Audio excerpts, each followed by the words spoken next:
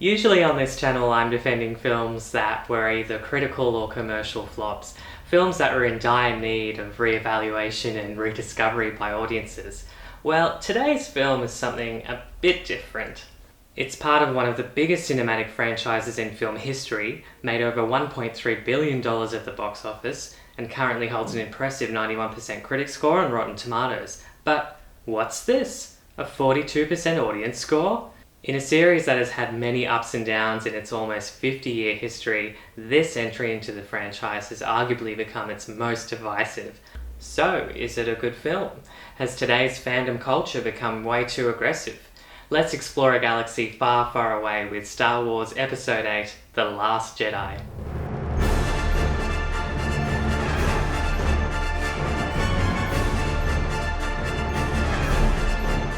The Star Wars films have this way of generating a sense of excitement from the opening frame. Much like the 007 films have the gun barrel sequence, Star Wars has its text crawl over the epic John Williams score blasting triumphantly. Last Jedi keeps the excitement levels high with an engaging opening sequence as we are thrown into a good old-fashioned Star Wars goodies versus baddies space battle. Something feels a little different though. The look of it, the cinematography, the choices in angles and focus points, it feels even more cinematic than we have seen for a while. This is what, contentious or not, sets The Last Jedi apart from the franchise. The decisions aren't all safe and familiar. Writer-director Rian Johnson has written a script that is both engaging, feels grounded and not wooden, but also stays true to the light-hearted nature of the series, particularly the original trilogy. The hardcore fans have definitely made it clear over the years that they love familiarity, and Last Jedi contains such, but it also dares to throw in lots of clever surprises for its audience, and for that it should be commended. When we finally meet Luke Skywalker again, we might think he's going to drop his isolated existence to fight against the Order, but he nonchalantly chucks his lightsaber away, a surprising and humorous move that establishes both his and Rey's journey in the film to inspire each other in connecting and reconnecting with the Force. It's probably not the footnote to the Skywalker saga that the fans were expecting, but once again I think this is what sets it a cut above, taking its audience on an unexpected and more poignant journey where there is an emotional arc that Luke is on. Something with slightly more depth and meaning than if he were to just set off in the Millennium Falcon with Rey and have endless lightsaber Jedi battles with little to no substance or character development.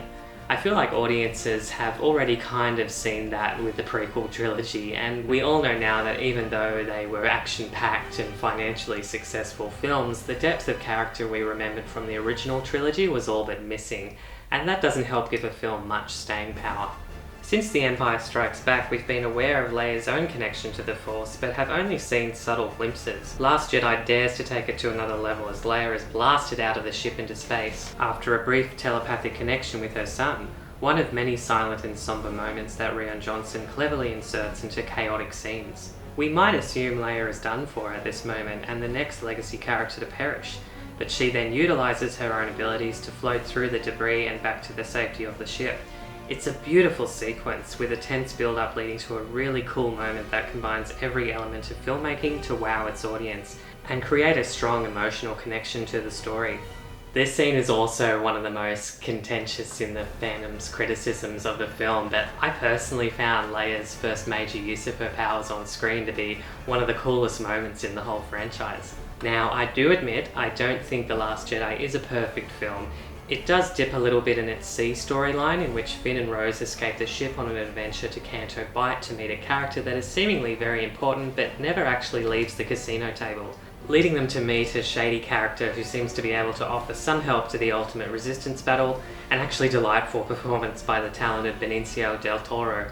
It's a neat and light side story. The design of Canto Bight, its characters, creatures, music, all harken back to the light-hearted moments of the original trilogy. But overall the sequence for me was an unnecessary distraction from what was happening in the A and B storylines. Sure, Rose and Finn have motivation to destroy the fleet ship tracker, which makes sense to the overall story, but the side trip to Canto Bight to find the codebreaker doesn't seem to move the story forward that many paces. Again, it's a fun little sequence, but it could have also served a purpose in another spin-off rather than adding extra detail to a film that doesn't necessarily need it. I would have liked to see more time spent with Luke and Rey, but what we do have is still enough to fulfill their characters' development. Luke discovering his humanity and empathy again, being able to open up to the Force one last time, and Rey becoming comfortable with her own grasp of her abilities. Luke's ultimate retribution in the action-packed climax presents another major surprise and risk that divided audiences and rubbed many a fan the wrong way. While many were likely expecting a generic lightsaber battle between Kylo and Luke, we get a poignant sequence to cap off Luke's hero's journey, though an excellent and still exciting subversion that I still believe stays true to Luke's character and the lore of the universe. Another excellent subversion, and probably my favourite moment in The Last Jedi, comes as Admiral Holdo, played by the wonderful Laura Dern, performs a manoeuvre that had never been considered in the franchise. As the tension of almost every character facing annihilation draws to a peak, Holdo jumps to lightspeed, tearing through a Star Destroyer in a beautifully realised moment in which Johnson once again displays a talent for utilising every element of production in building the epic moment, then using silence effectively to convey something incredible that I believe has far more impact than if we were blasted with 100 decibels of music and sound effects. It packs an enormous punch, and it's a testament to some very clever and risky filmmaking.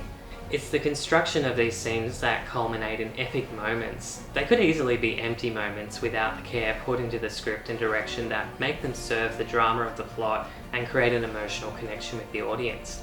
The best action moments are the ones that are relevant to the drama and plot, rather than things happening just for the sake of loud noises and fancy CGI.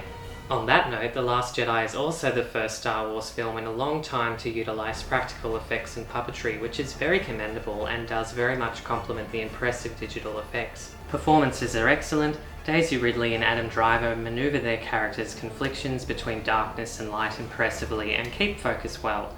Daisy Ridley had big shoes to fill and really held her own in the new trilogy amongst the legacy characters, who themselves are taken in interesting and unexpected directions. Mark Hamill's Skywalker has many conflictions of his own, and it is really great to see Hamill play his most famous character again, and with plenty of meaty material and depth. Sure, the direction the character took really pissed off many fans, and allegedly even confused Hamill himself when he initially read the script, but I found it intriguing and would go as far to say that it was the performance of Hamill's career. People upset about Luke's apparent lack of action in the film should rewatch and pick up on all the subtleties that are gradually thrown in as the film moves along, and Luke reaffirms his place in the Force. I love these small moments where he displays his long-hidden Jedi talents. It's a tactic that services moments like Leia's massive display of power and makes them all the more engrossing, which I think ultimately affirms the enormous strength and determination of her character within the lore, all the more making sense in her demise in Episode 9 being the last of the three primary legacy characters, intentionally or not, given Carrie Fisher's tragic passing before the release of this film. The other main characters in The Last Jedi all have well-written heroes' journeys of their own, and although a character like Oscar Isaac's Poe might be slightly frustrating, as he seemingly causes more harm than good in his actions, Isaac plays the rebellious fighter convincingly. John Boyega and Kelly Marie Tran, although involved in the weakest of the three main stories of the film, provide the bulk of the humorous and light-hearted moments. It was quite heartbreaking to see many internet trolls come for Tran in particular, because I found Rose to be an interesting character, engaging, funny and sympathetic, balancing the light-hearted moments well in contrast to the scenes with more serious tone. She deserved more positive reactions than what she ultimately received from a toxic portion of fans. A talented cast rounds out the supporting roles, including Lupita Nyong'o, Andy Serkis, Gwendoline Christie, as well as old favourites like Frank Oz and Anthony Daniels in brief but great moments. Last Jedi, in my opinion, is an excellent film, not just in the Star Wars canon, but in general. As someone who wouldn't call themselves a mega fan, but still a fan of the series, I suppose I can look at it through the lens of a lover of movies and the fun and entertainment of movies, rather than just fan service and beat-by-beat predictable fandom expectations, which can look cool in the moment, but don't exactly give a film much staying power. Toxic fandom is a term which I believe gained more notoriety from The Last Jedi.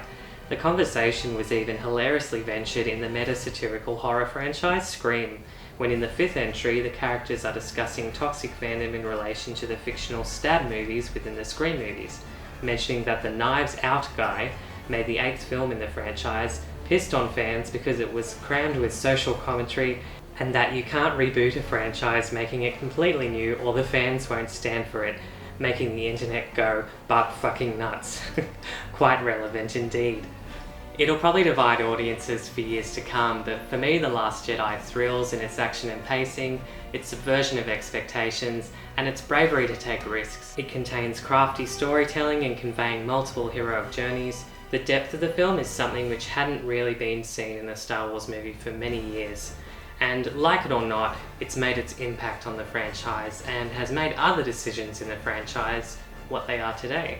This for me places it at an elevated level amongst the best of the franchise. Thanks for watching. So what did you think of The Last Jedi? I can't wait to read all these comments. Don't forget to like, share and subscribe for more videos from Road to Nowhere Films, and I'll see you next time. Bye.